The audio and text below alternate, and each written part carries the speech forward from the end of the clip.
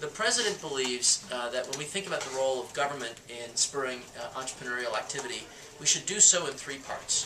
First, we should focus on the building blocks of innovation. Now, Gary just made a comment about the importance of wireless spectrum. We view that as part of our building blocks of innovation. Building blocks are historically what you would think of as infrastructure, roads, bridges, and so forth. We believe the digital infrastructure is equally important, and that's why we're placing such a significant emphasis around the digital infrastructure. But it's not just the digital infrastructure. We're also looking at the role of research and development. How much of the technology that we're seeing on the shop floor today, Gary, originated through some research activity that took place 10, maybe 15 years ago. And we're seeing continued investment in that regard. And we're also looking at the human capital equation when we talk about the building blocks of innovation, making sure that we have the highest skilled workforce in this global economy, and a set of strategies that we can talk about in a few minutes. So we believe those building blocks of innovation are a critical foundation for the nation's economic success. Second, we are deeply committed to entrepreneurship. The President wants us to spur competitive markets that focus on productive entrepreneurship. The opportunities here are limitless.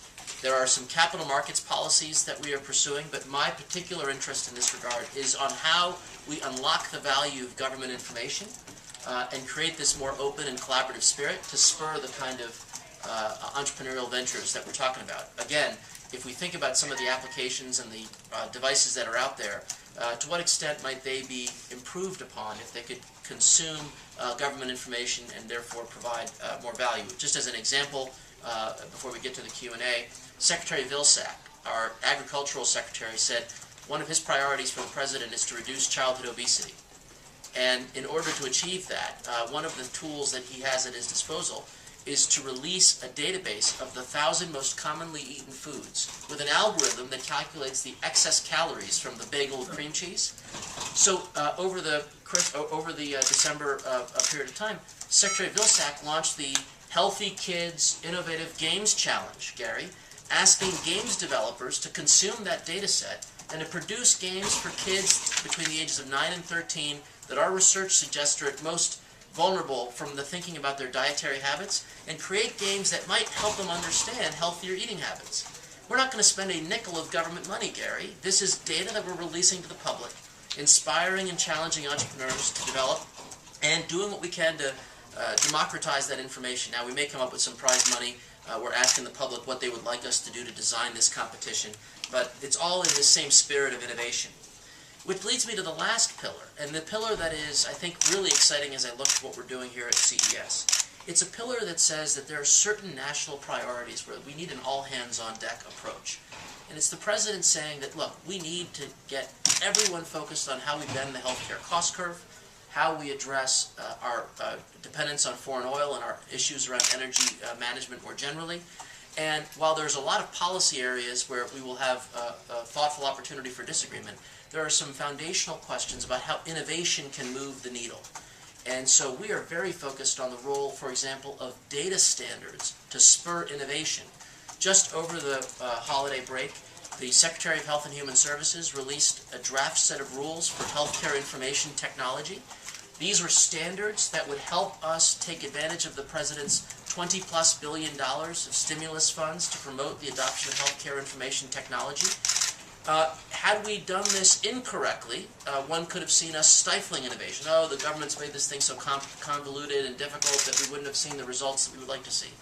Our intention was to promote innovation, and so that was the lens we used when we published these interim rules, so that when a patient wants a copy of their medical record after a physician's visit, that they get one within 48 hours in a format that not only they can consume, but they could share with a third-party innovative application developer who could help them navigate our complex healthcare system. We're starting to get input from the public about whether or not this was successful or not successful, but I was pleased to get a letter from Microsoft yesterday, just as one example, that said we've struck the right balance and that we've created a marketplace to spur innovation in this arena. I hope we'll hear more of that feedback as we get the public comment, but this notion of data standards to spur innovation, out there we're going to hear about energy consumption strategies, smart meters that the stimulus package will support, the $3.4 billion in stimulus funds. They will allow you to get data, literally, if not every 15 minutes, then every hour, what your energy consumption patterns are.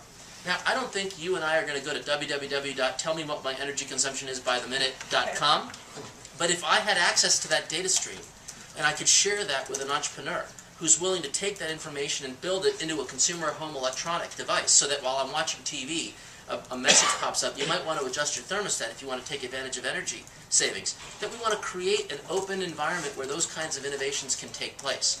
So catalyzing innovation towards national priorities is the third leg of the stool, and I think open data standards is going to be a big part of it. But I'll end with this simple theme. The President has this perception that we as a country have expertise that we've not harnessed, if you will, to achieve some of these national priorities. This is what people refer to as the dispersion of knowledge. We have a widely dispersed knowledge base in this country, and we've got to find a way to tap into this dispersed knowledge base so that we can tackle some of these big challenges. And sometimes that will happen without formal government intervention. Just over the last 24 hours, the President announced the second of 2 innovative collaboratives with the private sector, purely private sector capital, nearly $500 million in announcements that would spur science, technology, engineering, and mathematics education throughout this country. Yesterday's announcement was about how STEM initiatives could promote teacher training.